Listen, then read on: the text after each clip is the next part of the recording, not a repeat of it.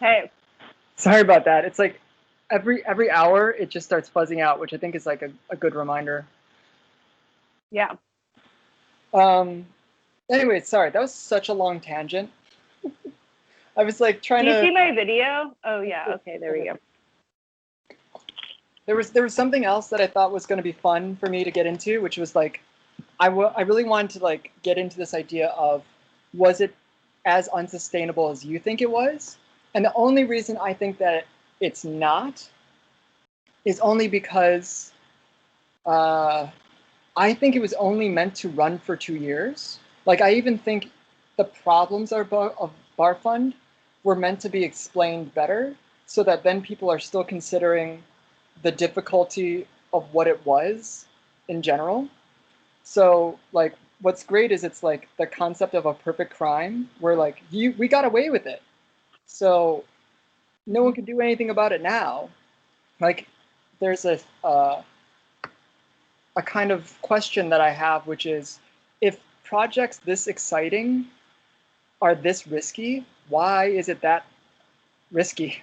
Like it's that kind of question about, is business only made up of people who take on the risk of breaking the law, which is an interesting question of like what makes something a viable business. Amazon.com started off as a business because they didn't pay taxes. Airbnb started off because they were going around the taxes that would be going towards hotel operators.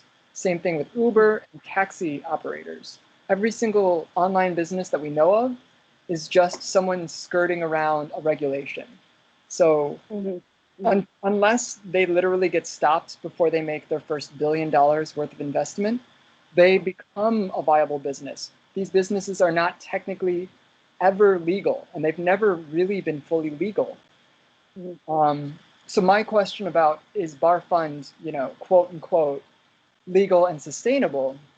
I'd argue that it's as legal and sustainable as any corporation, any business that's ever started. But I think it's still more interesting in when it stops. If it continues, I think you've got the issue of maintenance. And maintenance is not a fun art project. To literally change to however it has to change, I think that ruins part of the fun of what makes something filled with possibilities. Because, yeah, you can become a nonprofit, but a nonprofit then has a board. Or, yes, then you become a nonprofit, but then your admin becomes paying. You'll actually have a problem. You'll have people who are aware that they're working for free, and you could potentially say get $10,000 through a grant. And now, how do you distribute that when there's people that work for free, and then it seems like you get money for nothing? Like, even if you pay a grant writer, most I feel like of like human suffering is the feeling of like getting the bad end of a stick or something. So how could you keep people excited? And the same thing goes with if someone applies for a bar fund 5 times in a row and never gets it. You'd actually create a sense of like disappointment that wasn't there before. But if bar fund ends, everybody's happy because you got away with it, as opposed to the Yeah. other style of business, which is always go bigger, which is, again, it's a very capitalist mindset, which has there's no reason businesses actually have to get bigger. They don't necessarily become more sustainable. There's just a propensity to believe that it is equaling success if it keeps changing and morphing into something bigger. But I think that's a mistake. Yeah. Yeah. I'm not. I wasn't. Yeah. I wouldn't say I was trying to like grow Bar Fund. In fact, the second round we gave out less money than we gave out half as much money as the first round. But also, I thought you raised the same amount of money if you don't take into account the money that Matt Town's anonymous person brought in. Yeah. So it's technically very consistent. Yeah. I guess so. I guess we maintained it. Um. And it makes sense as a phase two, um. because you also got rid of anyone who was a juror in the first one, which for any organization would like be mind-boggling to take the very first people that helped form it and then just say everyone who's now a recipient gets to help form it. To me, that was also one of the coolest, most radical aspects of Bar Fund. because you essentially wiped out the knowledge base and the enthusiasm, saying that people who want it will now be the people who get the thing that I thought was great, which was being a juror. I don't know how many Yeah. people have ever been jurors before. Well, that was a big part of it too, was like the art world has this like, I don't know if this is the right way to say it, but this like culture of gatekeeping. Exactly. Right? Yeah. Yeah. Because that's And still, so that's so what? it's still part of social capital. Like the idea of making disparity between people who have and people who don't. Yeah, exactly. And I didn't like, a big part of the project was like to be like, fuck that. Like, fuck that. Both Bar Fund and the census are like, no, we don't need gatekeepers. Like, this is just gonna happen. Like, starting Bar Fund myself, I didn't have any like social capital within the art world at all. You know, now I have a little from Bar Fund, you know, and like I put that into the, I knew that would be something that would help like drive the census. Like I can attach like being the human that like organized Bar Fund, you know, like that informs the census and maybe like lends its momentum to the census, you know, and I do think it has. But going into Bar Fund, I had no capital. I still don't think I actually have much capital. Like, you know, I mean, I guess it depends on like who, like what, how you're talking about that. But yeah, capital is really tricky. Because technically, that's another thing I wanted to say was like, I think both of us know that you couldn't do Bar Fund as easily if you weren't, if you're Black, for example. Like if you were kind of going behind the scenes and finding a way to make money and someone catches on, I think that like it has a precarity that you wouldn't have if you're white, because most of the people running the galleries are also white. So there's not yeah, necessarily a sense of like, you don't look like me, or you don't have to prove as much. And I think that also bodes well if you're a woman, except the fact that because you're a woman, then there's the aspect that you can't professionalize it. If you're a man and you suddenly found a way to like turn it into a clever thing and has a brand, no one would bat an eye. But I do think that if you stopped taking on a servant role as a woman and you started making it look more entrepreneurial, I think you would have gotten a shit ton of blowback. I think people would have said like something's not right, which would have been bullshit, because if it was a guy, no one would think twice. They'd just think, oh, that's very clever. well, both projects, yeah, I mean, there's so many different ways that both of these projects could have gone, and with the census could go still. And I do have to constantly check in and assess. And like when people throw out ideas, this is why I'm like, no, because Yeah. XYZ. Or sometimes I'm like, okay, that can work. And it's interesting. It's interesting to actually to like articulate this out loud, you know, because it's like it's all the stuff that like goes on. Like when we're having that group meeting the other night, and someone's like, "Why don't you do this?" And I'm like, and I have to see like how that falls within the line. And part of it does have to do with my identity as a white female, you know, I say low income artist, and what that means coming from someone facilitating a project with those identities, with those social identities. And and also just in general with the way that the project engages with the world. Like one funny, like I didn't think this was going to be a difficult thing at all, but like the graphic design for the project has been like a huge struggle. I had a couple people volunteer to do graphic design, and they were like sending me these designs, and like there were two white people, and I was like, this is like, I don't know. They were just like these like one particular thing they sent me. I was like, absolutely not, you know, and then to like explain it. And it's interesting because with the census, I have to be like very mindful of like the audience and a very, very, very broad audience, because that's what I want to attract, you know, like racially and ethnically and like age wise and like, you know, like it's all the different ways that you can imagine, you know. But anyway, yeah, traversing that line. Where was I going with that? Yeah. Because you're Funny, just because these are things people don't really think about, all those like minor decisions that need to be made. Like, it seems very easy, but then it's like, there's all these things. And then I also feel a responsibility, and I also feel discomfort as well of like, I talk about it being like, kind of, it's not anti-gatekeeping per se, but it is mindful of that aspect of the art world and responsive to it. But at the same time, I'm putting myself very much in a position of power, I'm making a lot of I am making ultimately I am making the decision. Ultimately, it's Bar Fund. Ultimately, someone will ask me a question and everyone turns their head.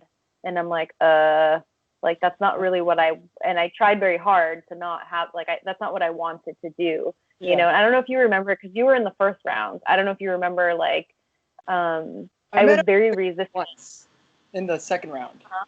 I met up with that group once when you were at the office in the park. Oh, yeah. Okay. I do remember that. Yeah. There was an awkward moment in that meeting where someone came in and misunderstood is right. Yeah, I drove her to a train station after, and I think she got in some kind of sexual assault thing in San Francisco. I wanted to find out more about, because I think she was there because Uhuru Moore may have told her that she could be a possible recipient, but maybe didn't tell her that you can't be a juror and potentially win it. I think that was. Yeah, there was so much confusion. I had never met that person. I didn't know that they were coming. And then it unfolded their misunderstanding of what that meeting was. And then I felt really bad because it's somebody that I think is extremely low income and has other personal, struggles. Yeah, I mean, it's intense when you totally can meet people in LA where you're kind of how close are you to being homeless? I still really wish I had all the statistics on the nearly homeless, because it is so intense in LA. And I feel like I still haven't been able to paint a picture for people what that looks like and what that means. Because even if you create tons of resources for homeless people, which we've given votes on, I don't know if everyone is aware that what the biggest fights we're all working on is basically making people not having people become homeless. People forget that. This is something I'm curious, what your thoughts are on this. You were on that first panel. Mm-hmm. And I don't know if you remember, but 3 of the recipients, and maybe you weren't aware, 3 of the 10 recipients for that first Bar Fund grant, 3 of the 10 were experiencing severe housing scarcity. And I was using the word homeless before, but they weren't sleeping out on the street, which I think that term, sort of denotes, and I think we'll kind of go there. But someone on people's couches, yeah. Yeah, so Mark McKnight had been sleeping on people's couches. Uhuru had just been given a bus, but was staying at their friend's place while they were trying to situate that legally. Yeah, I know Uhuru has all these medical issues that I've only been seeing a lot more now that I didn't know about. Yeah, I knew about it because they mentioned it in some posts, in some Instagram posts a few years ago, and they had shown photos of them from when they were young dealing with it. But yeah, and then Brandon, what's his name? Brandon Drew Holmes. Yeah, he was sleeping on a gallery floor, on the concrete floor, in a sleeping bag. When I met up with him at the gallery that he was sleeping on the floor of, which was Sade. And that was part of the impetus for the census, and that's something that I wish I could speak publicly about. that 3 of the 10 recipients, and all like Uhuru had been performing at PS1. Brandon Drew Holmes had been nominated for the Rima Horton Mann Foundation grant 3 times, never received it. Oh yeah. Mark McKnight was what is that major grant that is I think it's a national grant that artists get to travel to another country to do some kind of research related to their work. Yeah, he's a Fulbright. These are artists that have been recognized, by the art world and validated by these institutions that,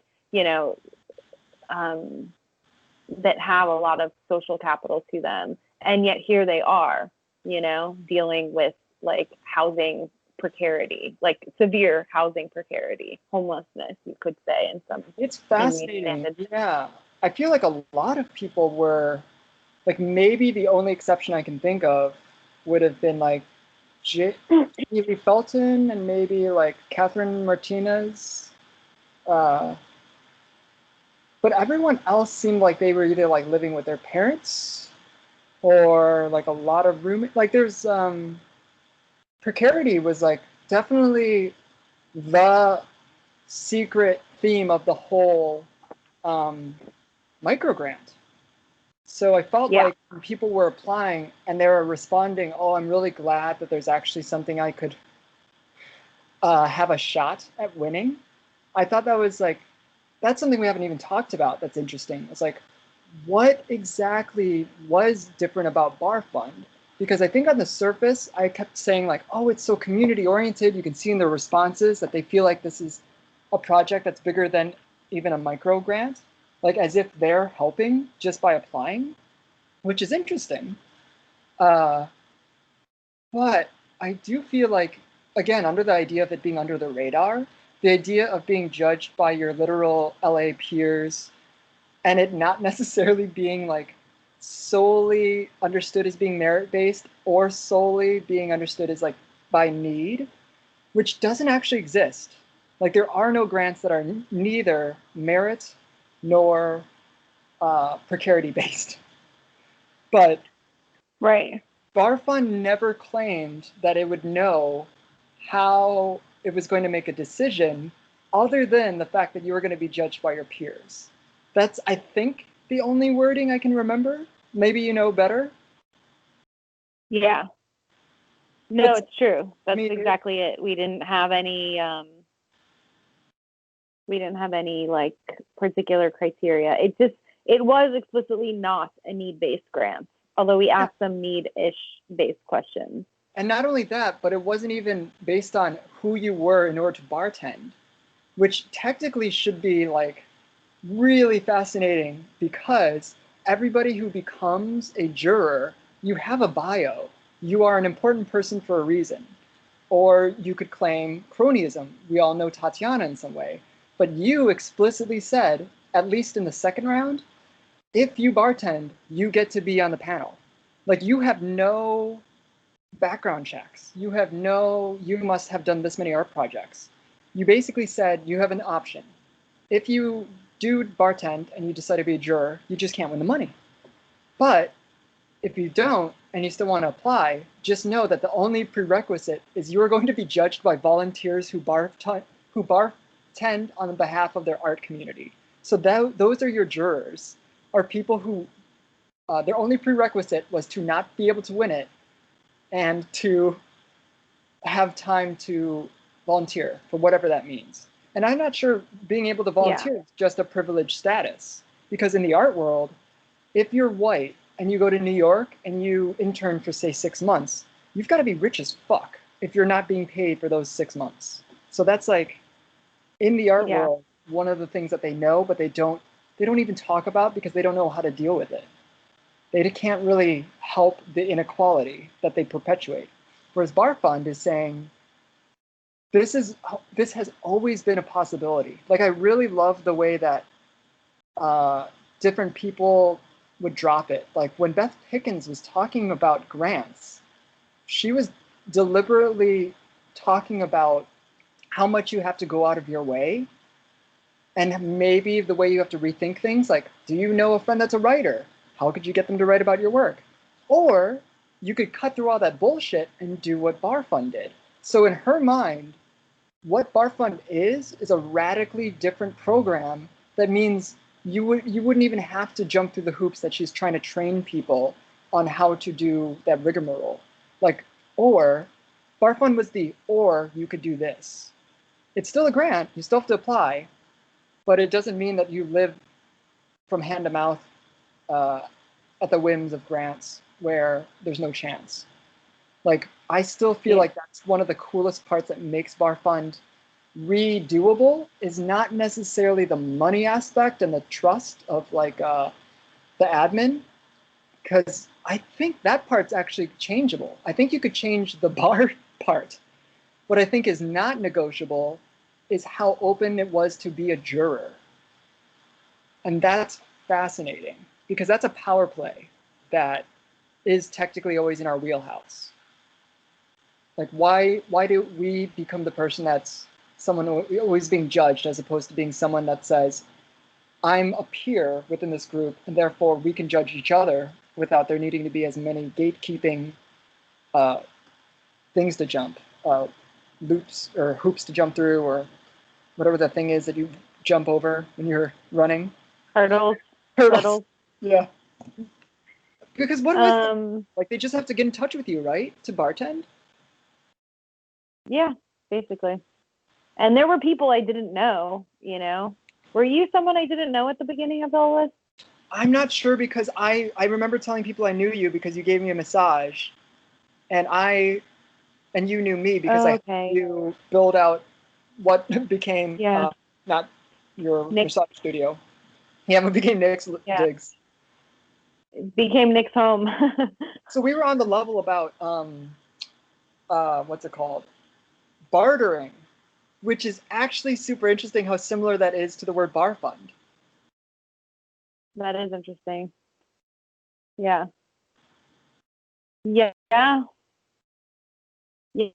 But yeah, anyway, there were people that I didn't know before that I got to know through the project. Like Matt, I had never met Matt before. I forget who he heard about it from, but he heard about it from someone and just sent me an email. I remember getting so mad at Matt, so angry. Even though he like gave me 2 solo shows, I was mad because I straight up was like, is it just men who literally are like, so I'm kind of fucking this girl, I think she should win the money. There's a part of me that's just like, are you fucking kidding me? Like, if this goes through, I might have to make a big deal out of it. Thankfully, nothing really came of it, other than just like, it came up and then it died. But there was a part of me that's just like, is he really not aware of how complicated he just made someone else's project?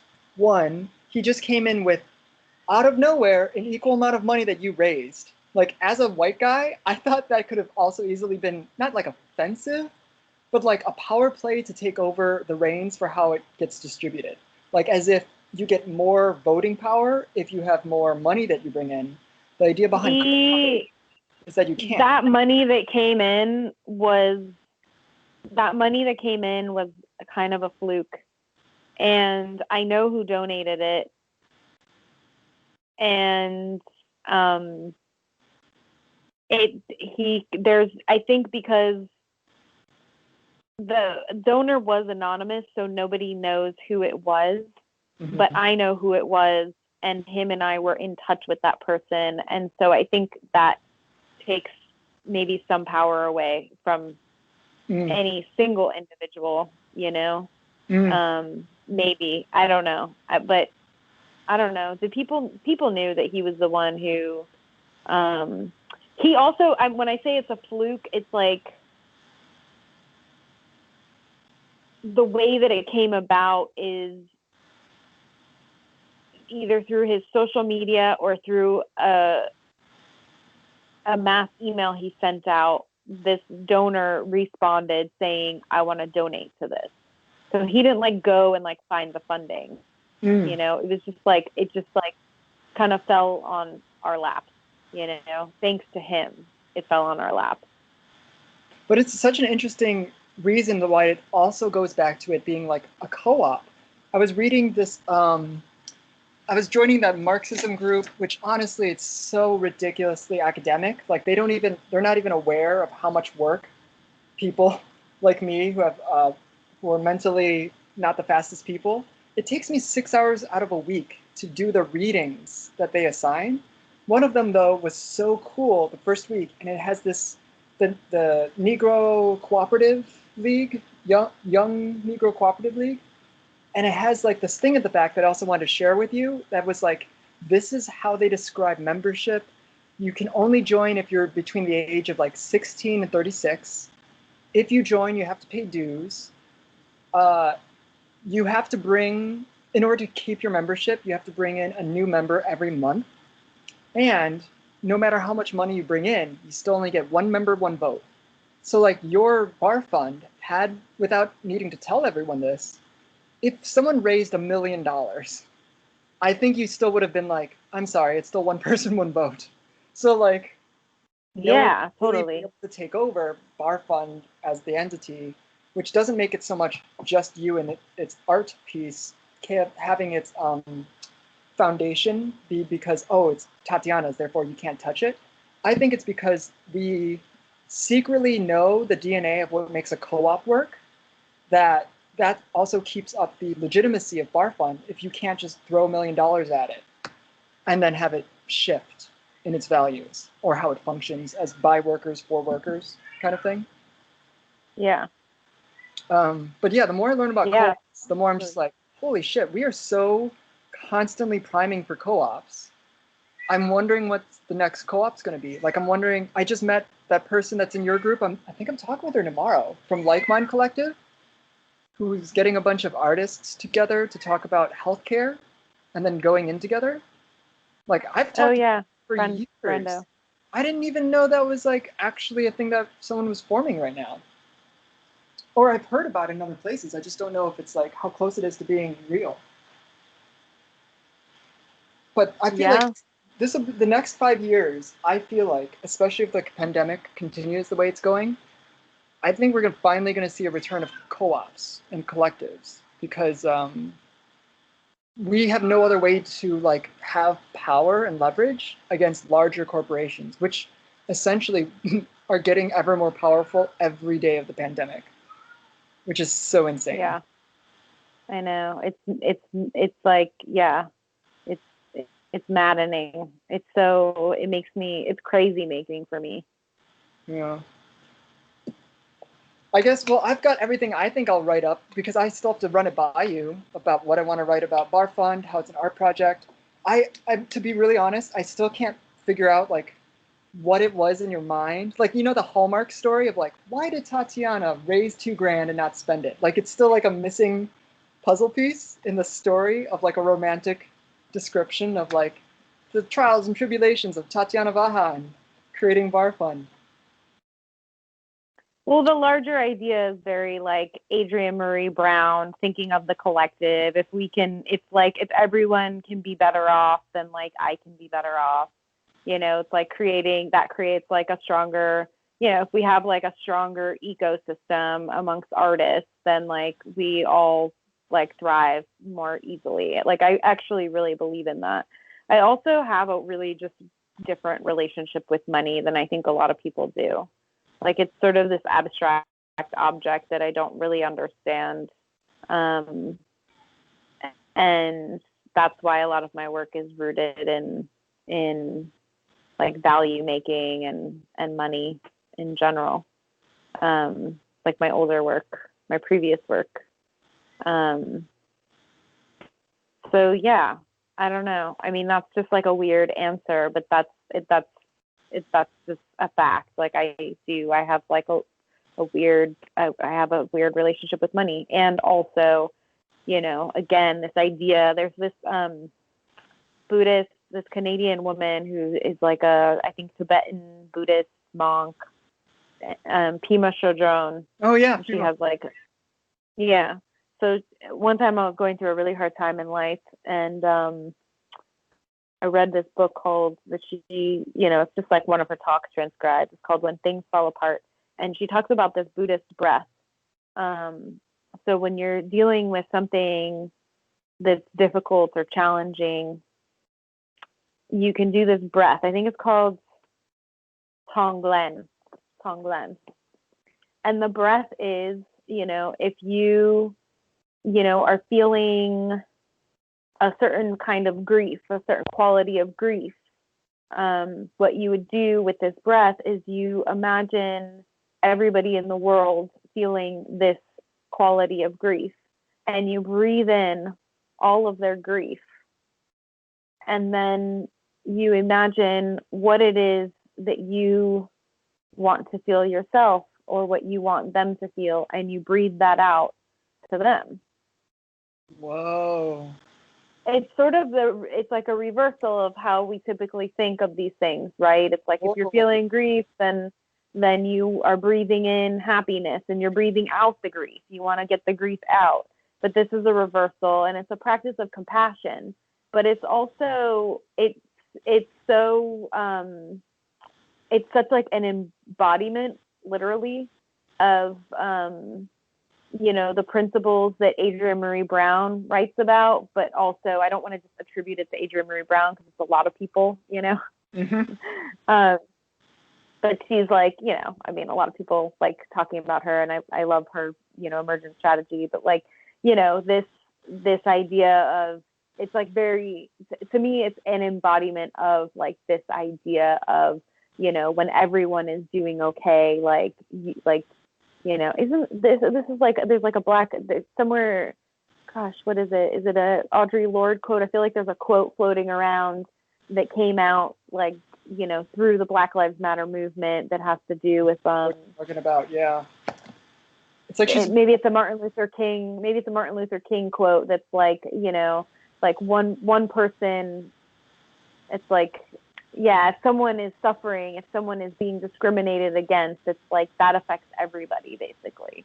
It's not like a single person issue, basically. So, it's a very elegant quote that's much more poetic, that like hits you in a way, hits your body in a way. But I feel like that breath is like very similar. And the phenomenon of it is that when you are experiencing that thing and you are breathing in everyone's, feeling of that, kind of grief or anxiety or whatever it is, and when you breathe it out, you are practicing compassion, but it absolutely shifts the feeling in your body into that other thing. And so it's a way of like, rather than pushing against or throwing away, like with Buddhism, of course, you don't want to resist any of those things. You want to like hold them, you want to embrace them, because they're just a natural process that it should be valued, which Western culture, of course, we don't value these things traditionally. But, in the end, it ends up shifting that feeling in you. So it's like, rather than through resistance, it's like through embracing, you are able to move through this thing, I just found an Audre Lorde quote. Her quote says, "Our feelings are our most genuine paths to knowledge." I love that. Who is that? Audre Lorde. Oh. I've never read that Audre Lorde quote before, so I thought it was interesting that it's like matching what you just said.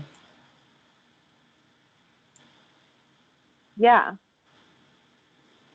Oh yeah, so the only two things I was trying to figure out was, how do I describe to someone who doesn't know you where you came from to start this? Because that's the thing, is like, no one would really think of starting a bar fund like project if they're like, oh, well, this person's obviously just privileged or something.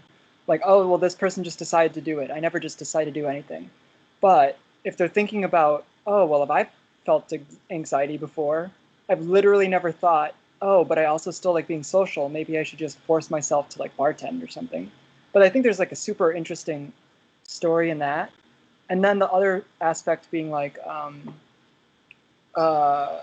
shit, what was it? It wasn't just how to do bar fund. Oh, how bar fund relates to your art practice and the idea of the body. I'm so excited that everyone keeps thinking about the body. I also kind of love the pandemic because essentially everyone stopped working in order to take care of everyone's bodies from the possibility of becoming infected. So it's a very body-based proactivity. Like we're not just not leaving because it's so hot out or because there's like a killer on the loose. Like we're staying indoors because our bodies could infect another body. So the bodies are very much front and center of a conversation, which then I think made it palatable for people to talk about Black Lives Matter. Because all of a sudden they're like, oh, I can now understand why working is not all the end all be all, but also why Black Lives Matter is such a intense sentiment. Like it's not abstract. Black Lives Matter sounds like you're describing about black bodies or black things that come out of black bodies, which would be the black life. But it's, I don't think I want anyone to know that I think that right now the time is less all about the activism of Black Lives Matter and more about the activism of reconnecting to our bodies. But I actually kind of think that like Donald Trump gets elected, he's like one of the least in touch people, but so was Hillary Clinton. Like no one in politics has really felt like a person that's in their body, describes the nation as a body, and even like moves in intuitive ways that sound like they're taking care of bodies. Like even the fact that there's so much relationship to prisons in the politicians that we have, I feel like is really weird. But body-based politicians have not also been that successful, which is to say the same thing about artists. I would claim that artists have not been very successful in proving to other humans why they are important in life, why they need to just be paid gobs of money to survive and continue what they do. But I feel like that all this stuff to me goes back to like a capitalist kind of value and priority system, because there is an equation that's like, what's the least amount of money you can pay an artist and they'll still keep working? What's the least amount of money you could pay a teacher and they'll still go and be a teacher? Like now we're finally reaching like the pushback to where people are saying, oh, I literally understand my worth because me and people like me have all suffered for so long that it's kind of hard to ignore our bodies. Like I'm pretty sure artists are one of like the main groups that are talking about their effect of working all the time, even when it doesn't look like work to other people. I think that's kind of interesting. So Bar Fund has to have a relationship to me in how it started with being in relation to bodies. And I still haven't fully fleshed out what makes Bar Fund either a body, what makes bodies more important.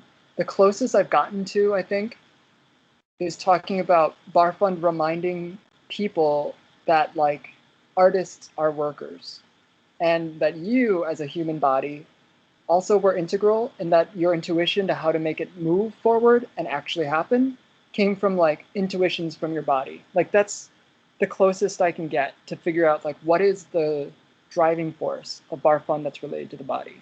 But I think it has to be there. I could be really poetic about it and say, like, I am a body worker and the project was conceived of by a body worker. Oh, interesting.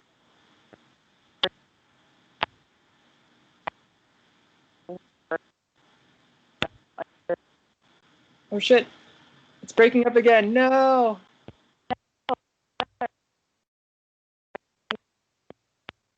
Hold on. I might have to do this again.